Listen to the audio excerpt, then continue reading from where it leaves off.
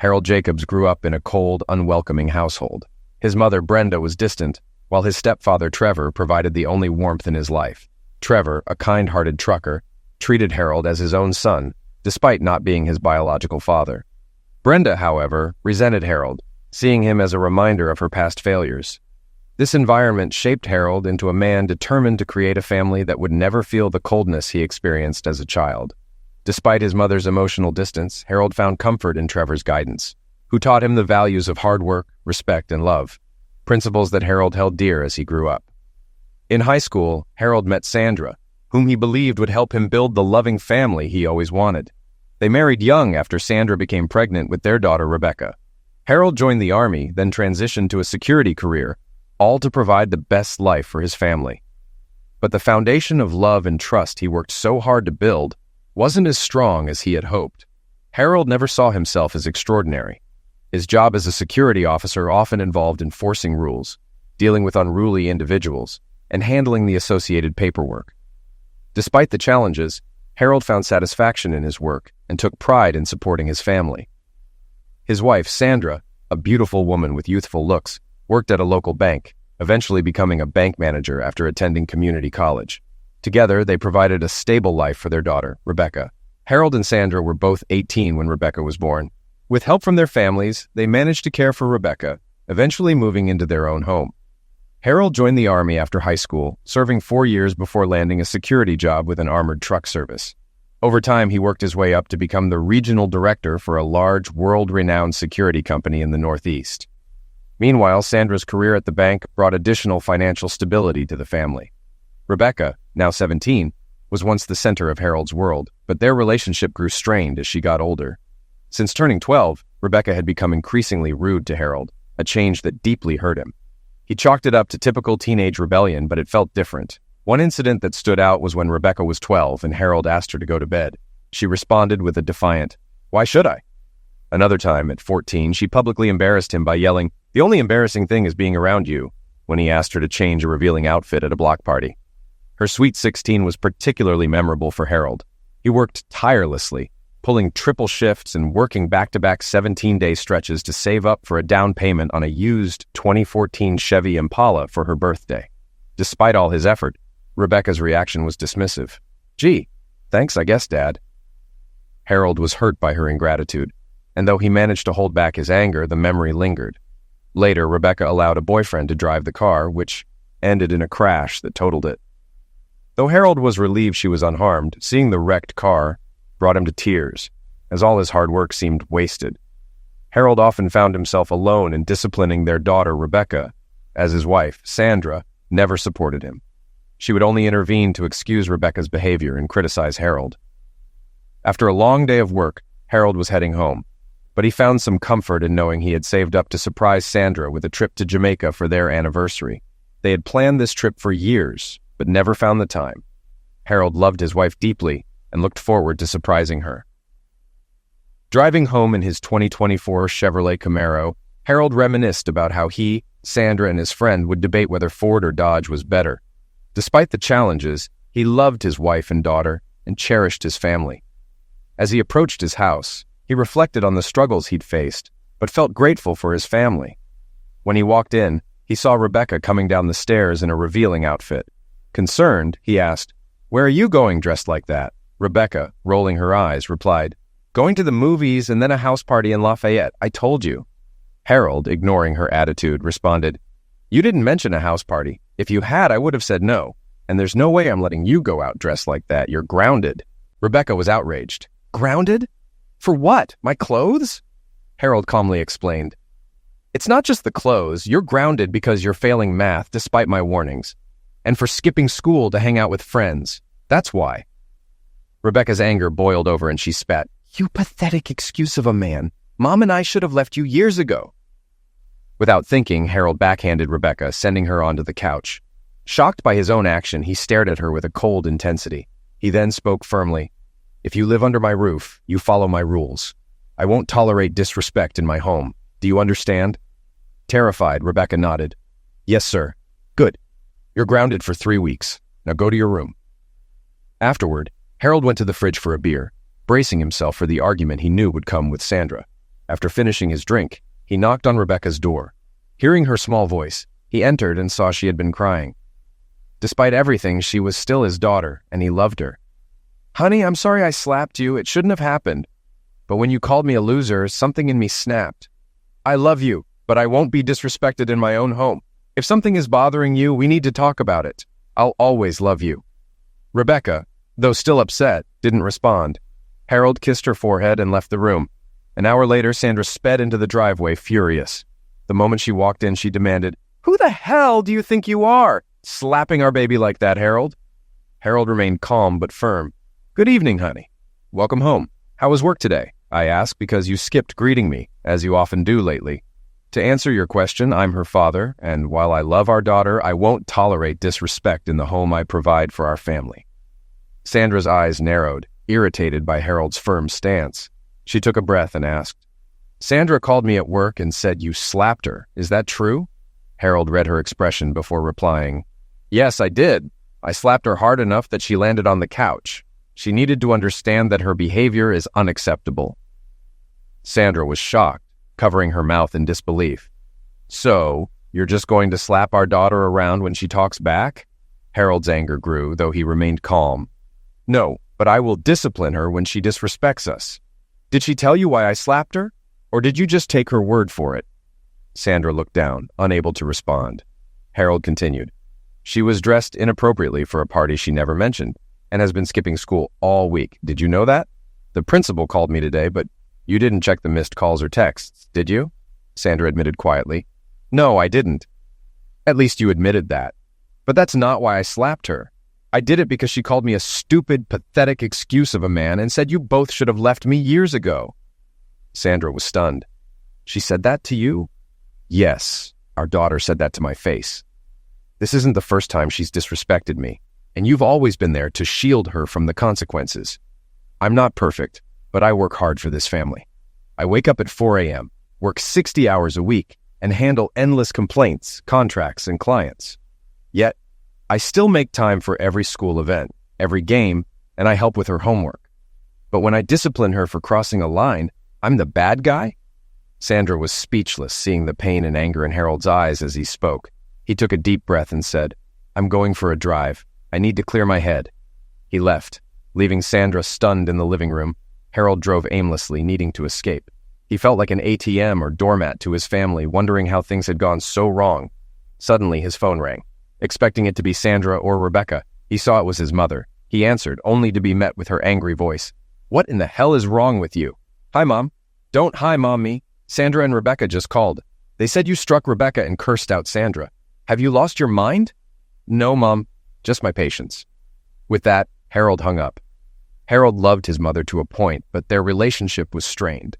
Brenda Logan had always been cold, never showing him love or compassion.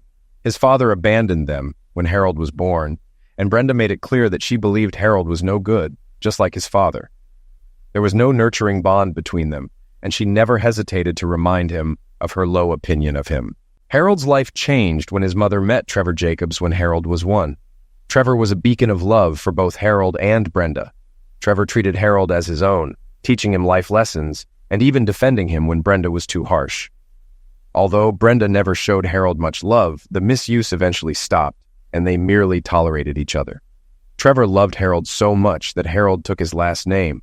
After Brenda and Trevor married, they had a son, Adam, who became the golden child in Brenda's eyes. Adam often used Harold to get out of trouble and took everything from him: friends, allowance, and affection. Only Trevor treated both boys equally, loving and disciplining them fairly. Harold eventually grew distant, speaking mainly to Trevor. When Harold's daughter Rebecca was born, Trevor was the only family member who supported both Harold and Sandra. Adam even tried to flirt with Sandra when Harold wasn't around. But Trevor put a stop to it until his end of life. Trevor's will surprised everyone, splitting $500,000 equally between Harold and Adam when they turned 24. Adam resented Harold for this, feeling entitled to the entire fortune because he was the biological son. Harold used his share to buy a house for his family after leaving the military. Returning to the present, Harold knew he had to go home. After watching the sunset at an old drive-in, he headed back. When he arrived, Sandra was waiting. She apologized for not considering his feelings about Rebecca and admitted she often sided with their daughter, making Harold look like the bad guy. Harold smiled. "That's all I ask, honey. I love you and Rebecca. You are my world. Just have my back and give me the respect I give you." Sandra responded, "I love you too, Harold." They kissed, and Harold pulled out 2 first-class tickets to Jamaica, revealing his surprise anniversary trip. Overjoyed, Sandra jumped into his arms, kissing him nonstop.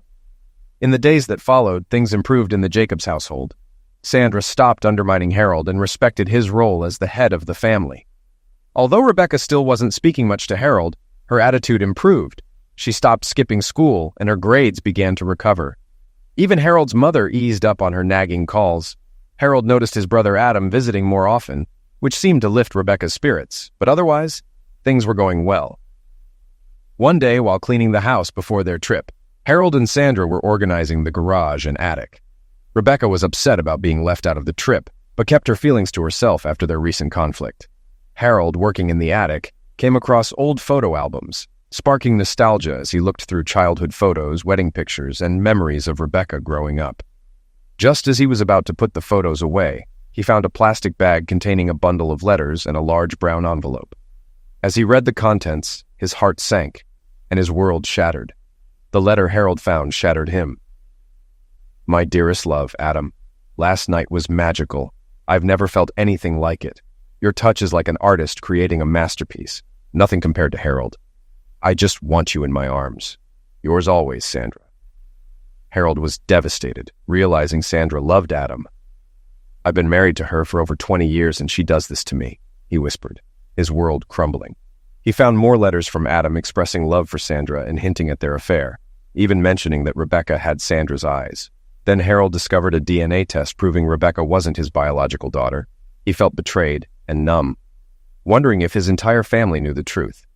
Harold decided he needed proof. He took a hair sample from Rebecca's comb for a DNA test, determined to uncover the full truth. He gathered himself, suppressing his rage, and planned his next steps. When he left the attic, he ran into Sandra, who asked where he was going. Harold controlled his anger and calmly lied, saying he needed supplies for the attic and would pick up dinner. Once out of the house, Harold called Marcus Dwight, a trusted private investigator who worked for his company. Marcus was a former police officer who had left the force after a near-fatal ambush, dedicating his skills to private investigations instead. When Harold arrived at the office, Marcus immediately sensed something was wrong. Harold broke down, explaining everything. Marcus, who had a personal connection to a similar situation, was furious. He remembered a friend who had discovered his daughter wasn't his and lost everything in the fallout, leading to a tragic courtroom incident. Seeing Harold in such pain brought back those memories, and Marcus took the situation personally, determined to help Harold get to the bottom of it. Harold, wiping his tears, stood up. "First, I need to confirm if Rebecca is my daughter." He pulled out a bag with her hair. "Depending on the results, we'll decide what to do next. Second, I want to destroy them, not illegally, but in a way that makes them feel the pain and humiliation I'm experiencing." Marcus smiled. "Let's get to work." He showed Harold a room full of surveillance equipment. "This is all legal, as long as it's used on your property or devices in your name. I'll need your permission to install everything." Harold agreed, signing the paperwork. "I'll get the cameras in place when no one else is home. You don't need to know where they are. Just trust me. They'll capture everything. I respect what you do, Harold, and I understand your pain." Feeling supported, Harold nodded. Marcus also gave him the address of a DNA testing lab nearby, suggesting he could drop off the sample that day. Determined, Harold agreed. "Let's get this started." After leaving Marcus's office, Harold called his lawyer and best friend, Charles Darwin. "Charles, I need to see you. Something serious has happened." "Meet me at my office in an hour," Charles replied. When Harold arrived, Charles was shocked by his friend's appearance. "What happened, Harold? Is Sandra and Rebecca okay?" Harold broke down, recounting the day's events. Charles was furious on Harold's behalf. "They won't get away with this. Legally, you can monitor anything on your property or devices in your name. We'll access any deleted files and use everything you've gathered. The law is on your side if we prove infidelity, especially with the new state laws protecting the assets of the cheated party." Seeing his friend's despair, Charles added, "I can't imagine what you're going through, but you need to protect yourself now." Harold, heartbroken, said, "I loved her for over 17 years, and now it all means nothing. My own daughter, who might not even be mine, despises me, and my wife cheated with my brother, who hates me just for existing." Charles, moved by Harold's pain, assured him, "We'll set things right. You stood by me when I needed help, and I'll do the same for you." The two friends embraced. As Harold drove home with the supplies, he reflected on the betrayal and pain he endured that day. He was determined to keep his knowledge of the affair hidden until he had all the facts. The thought of Rebecca not being his daughter tormented him, but he braced himself for the DNA results, dreading what they might reveal. When Harold arrived home, everything seemed normal, despite his contempt. He kissed his wife to avoid raising suspicion. They finished cleaning the house and had dinner together, but Harold felt like he was living in a sitcom, surrounded by actors instead of his real family. Later that night, after everyone was asleep, Harold installed the hacking equipment on Sandra's and Rebecca's phones, following Marcus's instructions. He texted Marcus to confirm it was done, and within minutes, Marcus responded, indicating the hacking had begun. By the end of the week, Harold would have the information he needed, whether he wanted it or not. The next day, after Rebecca went to school and Sandra to work, Harold decided he needed a new outlet. He couldn't just sit around feeling broken. Remembering his childhood love of comic books, he searched for a comic book shop and found one called The Mischievous Pin. Stepping inside, memories of his childhood flooded back. Days spent with a friend, escaping life's troubles through comics and anime. That friend, however, had been lost to him for years, bringing a wave of sadness. At the cashier, Harold was stunned to see someone he never expected, Rose. Her eyes widened with recognition, and she greeted him with a huge smile. "Harold, it's been ages!" She hugged him tightly. It was the first time Harold had genuinely smiled since his ordeal began. Rose had come into Harold's life when he was a child, during a tough time. On a Parents' Day, when his mother dismissed him harshly, he had run off to cry under a tree. Rose, a girl with red hair and blue eyes, approached him, offering kindness and inviting him to join her family's picnic. That simple gesture sparked a deep friendship that grew into love by the time they were in high school. However, Harold's brother Adam, who had a history of taking things from Harold, wanted Rose for himself. When she rejected Adam's advances and defended herself against him, it led to a series of events that forced Rose and her family to move away to avoid legal trouble. Rose had apologized for the chaos, but Harold had reassured her that she had done nothing wrong, blaming himself instead. In the park where they first met, they had held each other, expressing their love, even though life had torn them apart. Seeing Rose again brought back all those memories for Harold, reminding him of a simpler, happier time. Harold and Rose had always planned to wait until they were 18, at prom, for their first time together to make it special. Over the years, their love and friendship grew stronger. But when the day of Rose's move came, it felt like a part of them died. Harold, driven by Trevor, gave Rose one last hug before watching her leave, knowing they might never see each other again. As the years passed, Harold met and married Sandra, building a family with her. Now, after all these years, he found himself reunited with Rose. "Harold, I can't believe it's been so long," Rose said, tears in her eyes. Despite the years, she had grown into a beautiful woman, looking youthful at 33. With her short red hair, blue eyes, and geeky tattoos, she still carried the charm that had captivated Harold. "Rose, you look amazing," Harold replied, making her blush. They decided to catch up during Rose's break, heading to a cozy break room in the comic shop she owned. Harold was surprised and impressed. "You own this place? How did that happen?" Rose explained that after her parents died in a car accident, she discovered they had a life insurance policy and a trust from her grandparents, totaling $2 million. With her love for comics and a business background, she returned to town, bought the property, and turned it into her dream comic shop, living on the top floor. Harold was proud of her success. "You deserve this, Rose. I bet your guy is the luckiest in the world." Rose's smile faded. "He's out of the picture. I caught him cheating, and he even had the nerve to be angry when I interrupted him. Thankfully, we didn't have kids, and I got out before things got worse." Harold, relating to her pain, shared what had happened to him recently. Rose hugged him tightly. "I'm here for you, whatever happens." Harold felt a warmth he hadn't experienced in a long time. As they parted, Rose invited him to visit again. "I'd like that," Harold said before driving off. On his way home, Harold received a text from Marcus. "Meet me at Charles's." Harold knew what this meant, and despite dreading what was to come, headed there. Upon arrival, Charles's wife, Linda, greeted him warmly. "Harold, I'm so sorry about everything. We're here for you no matter what." Harold hugged Linda and thanked her before heading into the office, where Marcus and Charles awaited him with grim expressions. Marcus began, "Harold, I'm sorry, but it's bad. We found more texts and videos. They've been having an on-and-off affair since Rebecca was born. And there's more. The DNA test confirmed you're not Rebecca's father." Harold, overwhelmed with pain and humiliation, broke down. Marcus offered him a sip from his flask to steady him, then continued, "We also discovered that your mother and Rebecca knew about the affair since Rebecca was 12, around the time you noticed a change." Harold's heart broke as he read the documents, chats between Rebecca and his mother expressing their hatred for him, their enjoyment of living off him, and plans to divorce him after Rebecca graduated. They even discussed moving Adam into the house Harold paid for, and how his mother wished he had died instead of Trevor. In shock, Harold muttered, "How could my own family hate me so much?" Charles and Linda offered comfort, with Linda reminding him, "Family isn't about blood. It's about actions. You saved Charles and me years ago, and you've been our family ever since. We love you, and we'll always be here for you."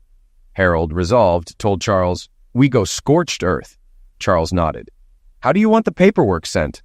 Harold decided, "I'll deliver it to Sandra myself. She's expecting a surprise, and she'll get one when she and Rebecca come home.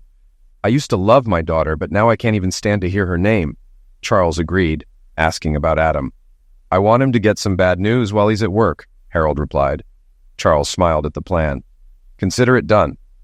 Harold then added, "I want something special for my mother.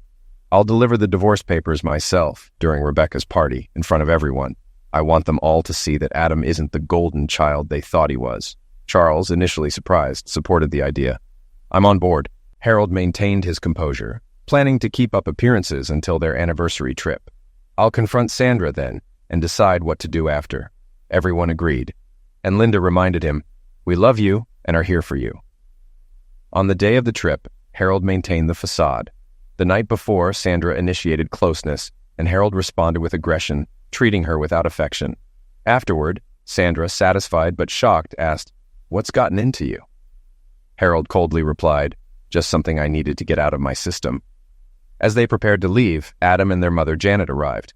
Adam smirked, making a comment about Rebecca that nearly drove Harold to violence, especially when Adam hugged Sandra inappropriately.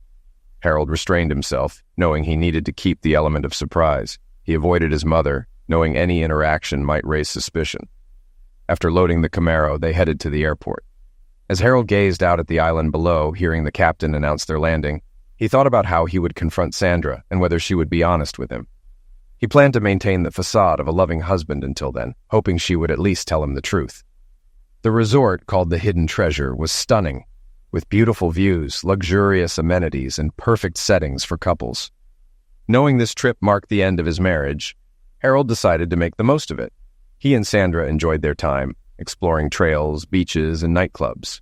On the second night, Sandra seemed happier than ever, and though Harold didn't love her anymore, he decided to be with her one last time. He used her for his own pleasure, feeling nothing, and resolved that it would be the last time. The next morning, Harold woke up and gently nudged Sandra awake. They cleaned up and went to breakfast.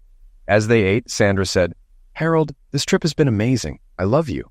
And when we get home, things will be different." Harold calmly responded, "Sandra, on that we agree." He then pulled out a bundle from a Ziploc bag and placed it on the table. Sandra's face turned white. "Where did you find these?" "In the attic, the day after you said you loved me," Harold replied. Sandra, realizing her nearly 20-year marriage was falling apart, began to cry. I can explain. It was a mistake." Harold laughed bitterly. "A mistake? Forgetting something at home is a mistake. Cheating and having your husband raise another man's child is a choice. At least own up to it." Through her tears, Sandra explained, "It started a year after we began dating. We had an argument and I was upset. Adam came over, comforted me, and we ended up having sex. It was supposed to be just once, but it continued on and off for years. I never meant to hurt you, Harold. I love you." "No, don't say that. You lost the right to use that word with me. Love requires loyalty and respect, which you clearly lack." Sandra cried harder, knowing she deserved his anger. Harold continued, "I saw the DNA test. I know Rebecca isn't mine." Sandra gasped, and Harold continued, his voice harsh. So not only did you betray me with my brother, but you made me raise his child, who treated me like dirt. Who is her father? Harold already knew the answer, but wanted to see if Sandra had any dignity left to be honest with him. Despite everything, a part of him still loved her, but he couldn't stay in a marriage built on lies. Harold asked, his voice cold and demanding, "What is his name, Sandra?" Sandra hesitated before replying, I can't tell you. I'm sorry." Harold didn't respond, just stared at her with a blank expression. He put money down for their drinks, canceled the meal, and walked away without a word. Sandra ran after him, but he ignored her. Back at the hotel, Harold started packing without speaking to her. Realizing he was done with her, Sandra packed as well. Harold caught an earlier flight, leaving Sandra to arrive home 2 hours later. When Harold got home, he found Adam waiting with a smug grin. Before Adam could speak, Harold confronted him. "I know everything about you and Sandra. Get out of my house before I smash your face into my coffee table." Terrified, Adam left immediately. Harold then moved his belongings from the master bedroom to the basement, which he had previously set up as a guest apartment. Sandra watched, realizing too late that her actions had likely ended their marriage. The next day, Harold met with Marcus, Charles, and Linda to discuss the trip and his next steps. He instructed them to prepare everything for Rebecca's 18th birthday party at the Grand Lion Hotel. Marcus would serve as Harold's personal security that night. Marcus revealed more dirt on Adam, including sexual maltreatment claims and shady business practices. He assured Harold that the women were ready to testify against Adam. Impressed, Harold suggested a promotion for Marcus, which brought some lightness to the meeting. But as Harold left, his resolve hardened. He was done shedding tears. Now he had a purpose. Knowing Rebecca was out with his mother and Adam, Harold waited for their return, sitting in the living room with a glass of brandy. When Rebecca arrived, she sneered, "Finally, I can leave that loser in this dump." Sandra tried to correct her. "That loser loves you and raised you. Show some respect." Rebecca rolled her eyes and replied, "Oh, please. You've been with my real dad since I was born. It's too late for respect. That loser kept me from Ronnie, and I hate him for it."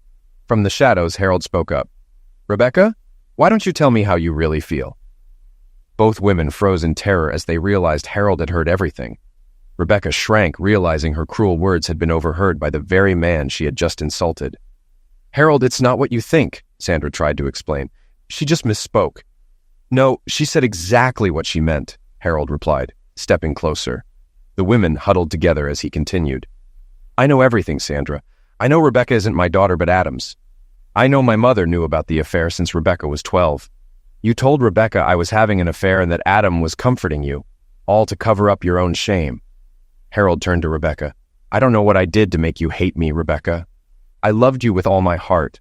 I was there for you when Tommy broke up with you, when you were sick, when you started school. I promised to protect you and show you love, unlike what I experienced from my mother." Rebecca began to cry as he continued. "When you were in that car accident, all I cared about was getting to you, hoping you weren't hurt." Harold then looked at Sandra. "And you, my love? Did you and Adam laugh every time you took him to our bed?" Sandra went pale. "Before you ask, I have video evidence," Harold said, turning on the TV to show footage of Sandra and Adam together in their marital bed. "You spied on me?" Sandra asked, irritated. "Are you seriously upset that I recorded you cheating in our bed?" Harold shot back. Sandra stammered, "I can explain. We can work through this." "Oh, God, no." Harold cut her off. "This wasn't a mistake, Sandra. It was a choice, over and over again. You slept with my brother, had his child, and made me raise her as mine." Rebecca flinched at Harold's cold words. Harold finished his drink, washed the glass, and reflected on how his marriage was going down the drain. As he put on his jacket and headed for the door, Sandra yelled, "Where are you going? We need to talk. This is a family." Harold scoffed. "What family? Did you not hear what I just said? I'm leaving because I can't stand the sight of either of you." He slammed the door and drove off, needing to escape. At 10 p.m., he didn't want to go to a bar. He wanted to be with a friend. He knew just where to go. Rose was at home with her 2 new German Shepherd puppies, Lady and Gunter. She had always wanted to be a mother, but bad relationships had left her alone. These puppies were now her companions. When she heard her buzzer, she saw Harold on the door camera and let him in. When Harold arrived, he was heartbroken. Without saying a word, he held on to Rose and cried. finally releasing all the pain and anguish he had been holding in. His family's betrayal, the discovery of the affair, and the heartbreak of it all. Rose comforted Harold as she had done years ago, holding him as he cried without any shame. She gently stroked his head and whispered, "It's okay, honey. I'm here." When he finished, Harold shared what had happened. "I feel like a joke, like I've been hit by a car and everyone is laughing, especially the people who were supposed to be my family." Rose, having been through her own heartbreak, understood his pain. "Look at me, Harold," she said softly. Harold looked up, tears in his eyes. "No matter what, I'm here for you, just like before." Harold managed to smile. "Good seeing you again, partner." Rose smiled back. "Yeah, it is, partner. I have a guest room ready for you. You should get some rest. I doubt your wife will mind, given the situation." Sarcastic, but Harold chuckled. "No, she won't." Before heading to bed, Harold hugged Rose. "Thank you, Rose, for everything." Rose smiled and kissed his cheek. "You do the same for me." "Good night, Harold." "Good night, Rose," Harold replied, as they both went to their rooms, old feelings starting to resurface. The next morning, Harold woke to the smell of bacon and eggs.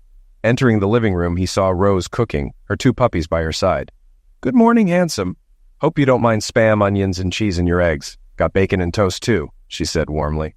"Sounds perfect. They say hunger is the best spice," Harold replied, grateful his old girlfriend still knew her way around the kitchen. Rose playfully tossed a dish rag at him. "Doubting my skills, sir?" "Not at all, madam," Harold responded, both of them laughing. As they enjoyed breakfast, Rose asked, "What are you going to do now?" Harold thought for a moment. "At first I thought we could work it out, but after seeing those letters, chats, and videos... No, there's no fixing this. I moved my things to the basement, but eventually I want them out of my house. Rebecca's 18 now, so she's not my responsibility. I'm planning to sue Adam for child support and alienation of affection, and I have something in mind for my mother, too." Rose nodded, understanding his determination. "I want to be there for you, like we used to be." "You already are, Rose, more than you know," Harold replied, both feeling the tension between them. Harold's phone rang. It was Rebecca. Reluctantly, he answered, "What do you want?" "Dad, I'm sorry about everything. You weren't supposed to find out like this," Rebecca said, her voice shaking. "First of all, I'm not your father, so don't call me that." "And how exactly was I supposed to find out?" Harold responded bitterly. Rebecca hesitated, then asked, "Well, as you know, I want to go to college. How are you going to handle the payments? School is expensive." Harold was stunned by her entitlement. Rose waved her hand in front of his face to snap him out of it.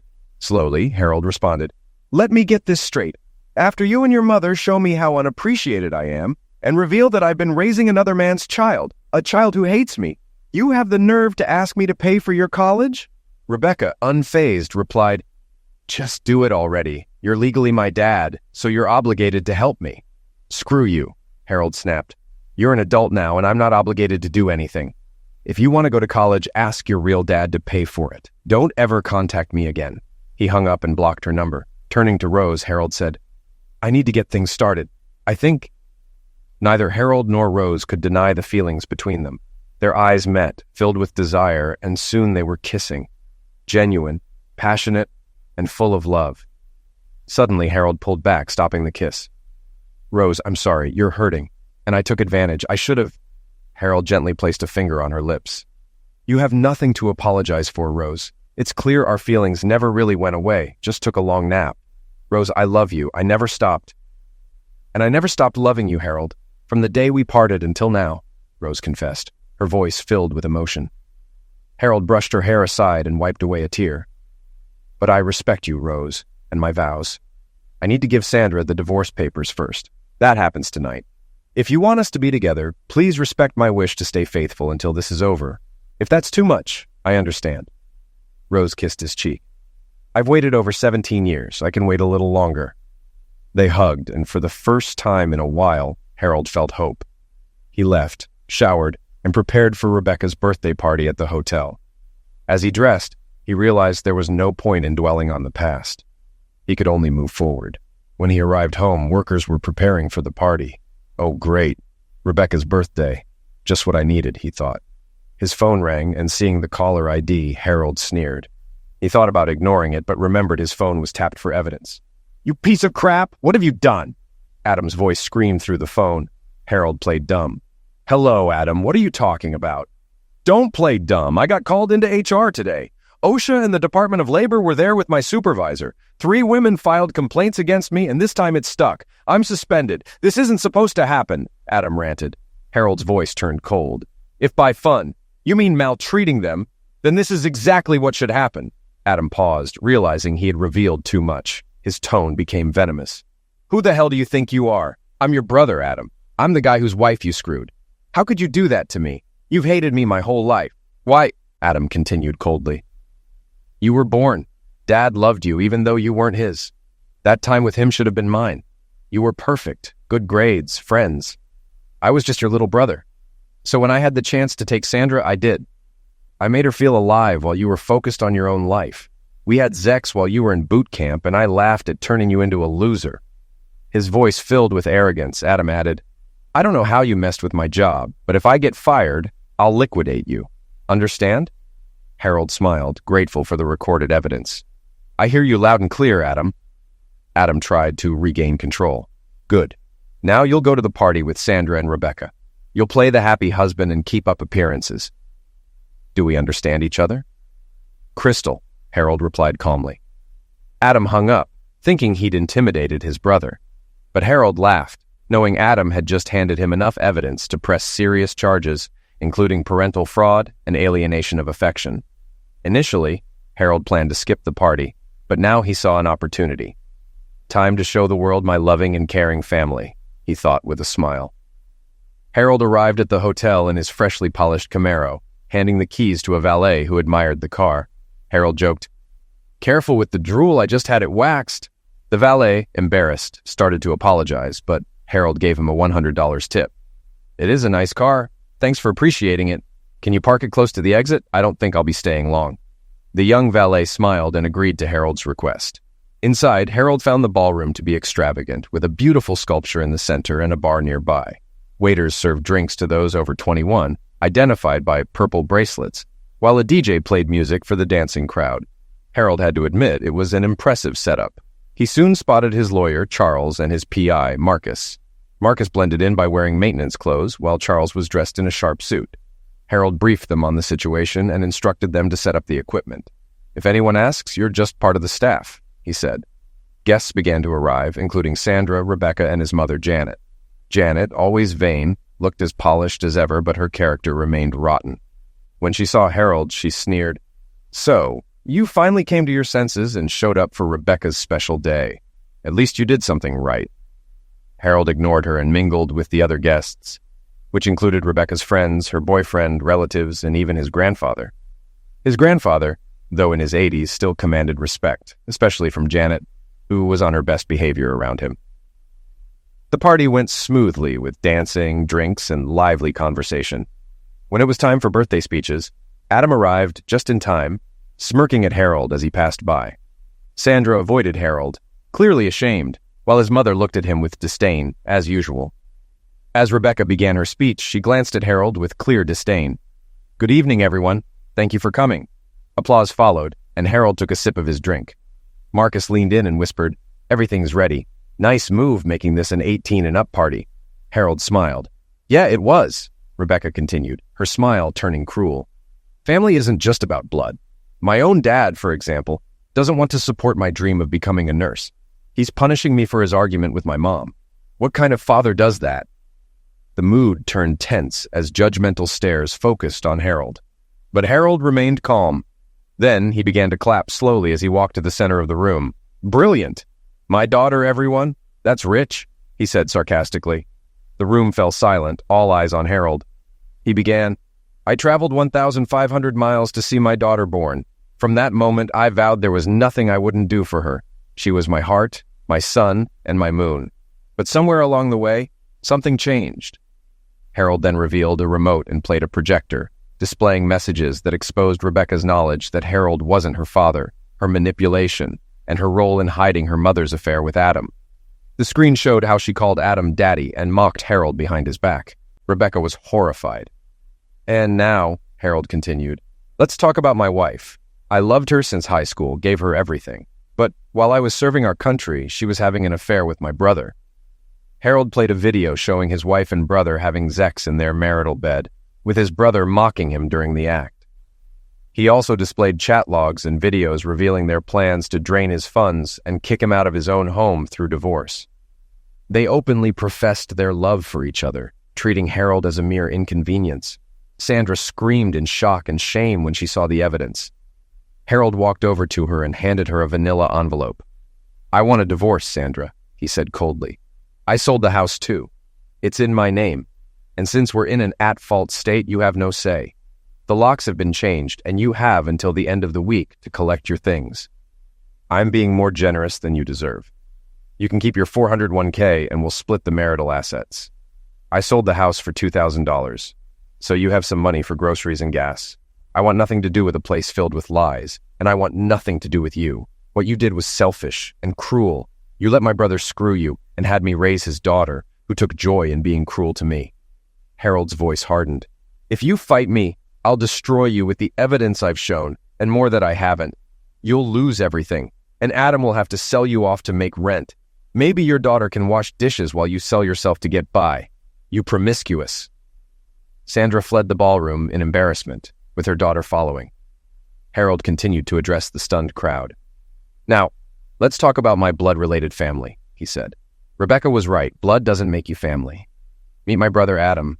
Besides being a wife-stealing dirtbag, let's start from the beginning. I'm a year older than Adam. I was raised by a man named Trevor Jacobs." Photos of Trevor filled the screen. "He's the only one in my family who truly loved me. My biological father left before I was born. Trevor raised me as his own, and I'm who I am today because of him. Then Adam was born. I don't know why he hated me so much or why he made me a betrayed by having me raise his child, but I let him explain."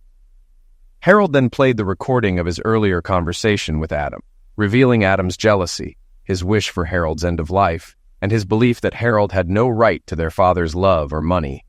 Adam even threatened to eliminate Harold. Harold turned to his brother.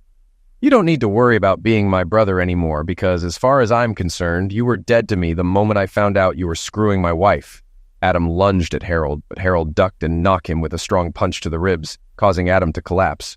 Marcus, acting as security, quickly handcuffed Adam. "You're being detained until the police arrive, for both your safety and mine," Marcus said. Adam groaned in pain, struggling to stay conscious. Harold handed him an envelope. "You've been served, prick." Adam glared at Harold with pure hatred as Harold walked back to the center of the room. He then turned his attention to his mother. "And now, my mother. Let's just call her Janet because, boy, does she hate me. She knew about the affair and was perfectly fine with me being made a betrayed by her favorite son." He displayed images of Janet's chats and videos openly supporting Adam and Sandra's affair, along with conversations where she and Rebecca criticized Harold. The crowd's disdain for the family grew even stronger, but Harold wasn't done. He pulled out a brown leather diary. Janet's face went pale. "Mom kept a diary since I was born. According to her, my father was a selfish dirtbag who ran when he found out she was pregnant. But that's not entirely true," Harold continued. "I did some digging and found out my real father was Alex Thompson. Alex and Janet met in high school, and during their senior year, Janet decided she wanted kids. Alex, however, made it clear he wasn't ready and always insisted on using protection, even asking Janet to be on the pill. But Janet lied, telling Alex she was on the pill because he trusted her. They were planning to get married until she got pregnant. Janet was thrilled, thinking she'd finally have her happy family. But Alex's powerful parents didn't like the idea of their son being trapped.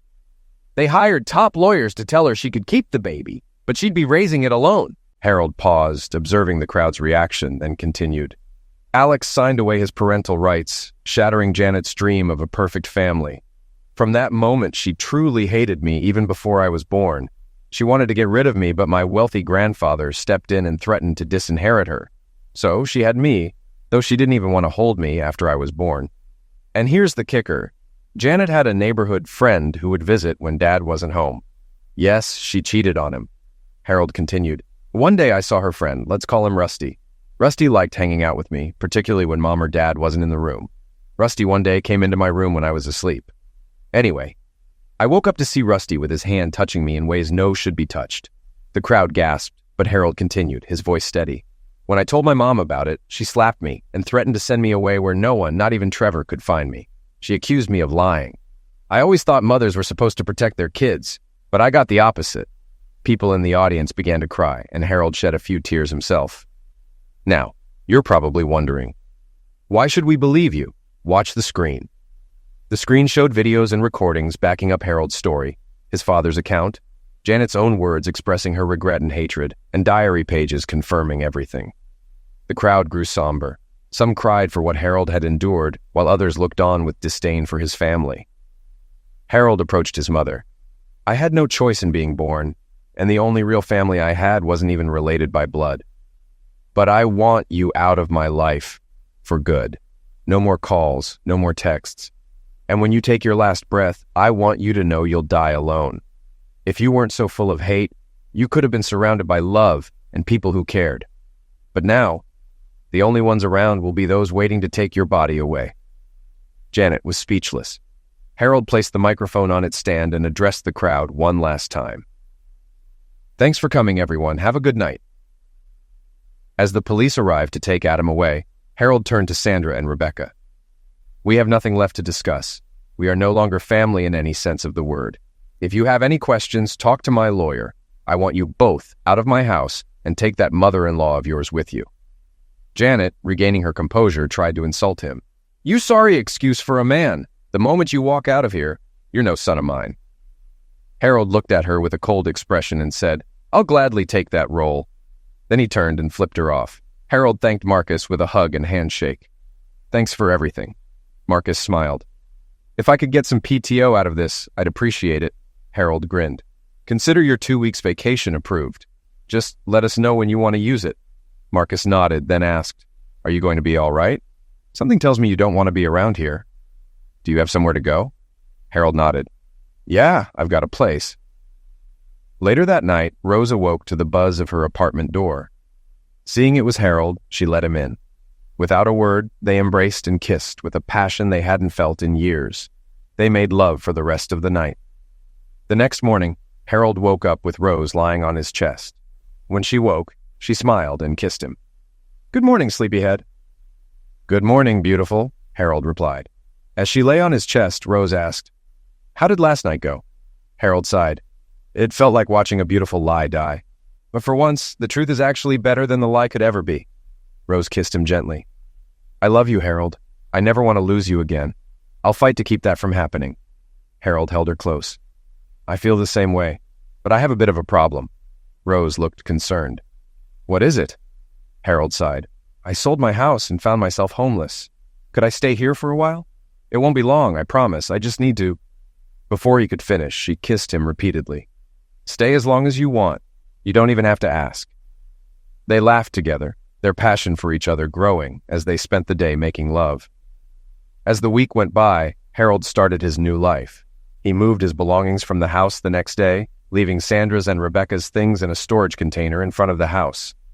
One day, on his way back to Rose's from work, Harold got a call from Charles. Harold, it's Sandra. She says she'll sign whatever you want, no questions asked, but you must talk to her. Harold thought it over. He didn't really need Sandra's cooperation. He could crush her in the divorce, and his threats weren't empty. But he realized he just wanted her out of his life completely. He wanted to start fresh with Rose, the love he thought he'd lost long ago. Still in his 30s, he wanted to spend that time with someone who loved and respected him, and he wanted to do it right. Okay, Charles, let me know when and where to meet her. The next day, Harold met with Charles in his office. Sandra and her lawyer were ready to sign the papers. Despite her lawyer's objections, she agreed to sign if she could speak to Harold first. Once the lawyers left the room, Sandra broke the silence after 2 minutes. I know it doesn't mean much now, but I'm truly sorry. You may not believe it, and I don't blame you. But I do love you. I can't justify what I did to you or how I let Rebecca treat you. Harold looked at her. Was it something I did or didn't do? Sandra almost shouted, No, God, no, Harold. This is all on me. She then called the lawyers back in and signed the papers, tears in her eyes. She told Harold that Rebecca would stay with her and apologized one last time before walking out of his life for good. 3 months later, Harold received a call from an unknown number. It was a lawyer asking to meet. They met at Charles's office. Hello, Mr. Jacobs. Thank you for meeting with me. I'm here to inform you that your grandfather, Michael Williams, has disinherited your mother. Based on the events of that night, He instructed me to deliver this message as he is unable to speak due to his condition. The lawyer paused, then read from a letter. My dear grandson, I'm so sorry I didn't protect you from what you went through. I was angry with your mother, but I had no idea you suffered so much. She kept me from you, and that stopped us from building a stronger bond. I'm leaving you my trust of $500 million. Use it wisely to build rather than destroy. Your mother was once entitled to it, but given recent events, I'm giving you her share as well. I wish we could have gone fishing one last time. Those moments were some of the best of my life, and I thank you for them. I was proud of you the day you wore the same uniform as I did, and the day you provided for what you believed was your family. May this gift help you start a new chapter with a real family. I love you, Harold Jacobson, and I'm proud of the man you've become. Sincerely, old man. Harold shed tears, not because of the money, but because someone other than Trevor, a blood relative, truly loved him. He had thought his grandfather stopped seeing him because he didn't care, but it was his mother who kept them apart. He shared the news with Rose, who was happy for him. But then she surprised him. We're getting you a prenup as soon as possible, she said, if we get married. Harold was about to respond, but she held up her hand. Harold, I love you, and I know you love me. But you deserve someone trustworthy and loyal. Let me do this to show you I'm in love with my soulmate, not his wallet. Harold smiled. Okay, beautiful. But I picked the dinner on our honeymoon. Rose kissed him. Deal. As time passed, much changed. Harold's former family was shunned by everyone. People were disgusted by how they treated him and wanted nothing to do with them. Adam lost his job due to the sexual maltreatment charges and the scandals surrounding his company, along with the alienation of affection lawsuit and back pay for child support. He ended up living in a trailer on the outskirts of the city. Sandra faced charges of parental fraud and could have gone to jail, but Harold spoke on her behalf, his last act of kindness toward her. She was placed on probation and was required to undergo mandatory DNA testing if she became pregnant again. With her funds depleted by court costs and legal fees, she had no choice but to move in with Adam. Rebecca was never the same. After the party, her friends abandoned her, unable to believe they had befriended someone so cruel. When she realized her biological father didn't love her and had only used her to hurt Harold, she was crushed. After years of mistreating the man who raised her as his own, she was left devastated.